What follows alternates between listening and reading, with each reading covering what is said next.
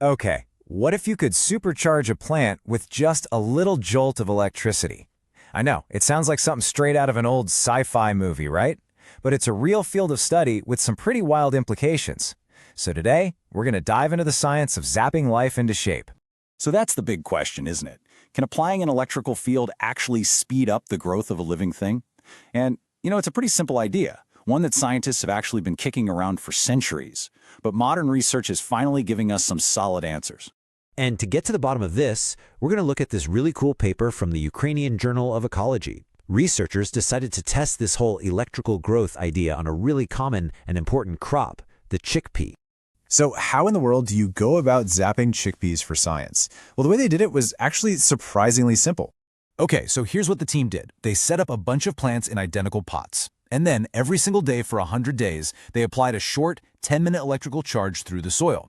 They used different voltages, from a gentle 3 volts all the way up to 12, and then they compared all of that growth against a control group of chickpeas that got no electricity at all. And after those 100 days, the results were in. And they were, you gotta forgive the pun, pretty shocking. But it turns out just cranking up the voltage wasn't the magic bullet here. Get this, at its peak, the electrical stimulation made the chickpeas grow over 30% taller than the ones that got no electricity.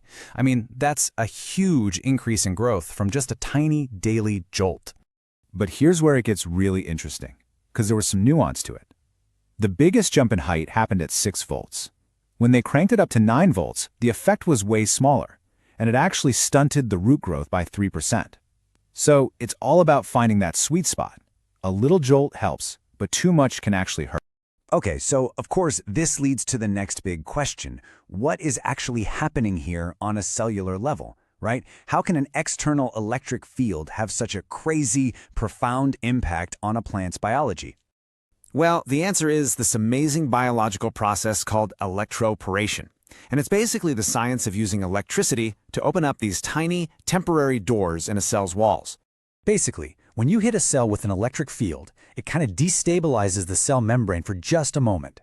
This creates these teeny tiny nanoscale pores, little holes, that let things like water and nutrients pass through way more easily. It's like giving the cell a temporary key to let in all the good stuff it needs to grow faster. And this is where we get to the two sides of the electroporation coin, which is just brilliant. What happened to our chickpeas was reversible electroporation. The electric pulses were gentle, so the pores opened up and then sealed right back up. The cells were fine, even enhanced. But if you hit those cells with a much more intense pulse, you get irreversible electroporation. The pores are ripped open for good, the cell can't fix itself, and it dies. And that distinction, right there, between a gentle pulse and an intense one, that's why this is so much bigger than just a weird farming experiment. This is actually a cornerstone of modern medicine. I mean, just stop and think about that for a second. The exact same physical principle, using electricity to open pores in a cell membrane, can be used in two totally opposite ways. One to help a life form flourish, and the other to precisely destroy unwanted, life-threatening cells. So one of the most powerful ways they use this is a technique called NTIR. Doctors use these carefully placed electrodes to deliver short, intense bursts of electricity right into a tumor.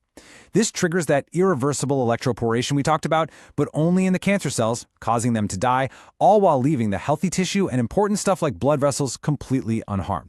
And the applications don't even stop there.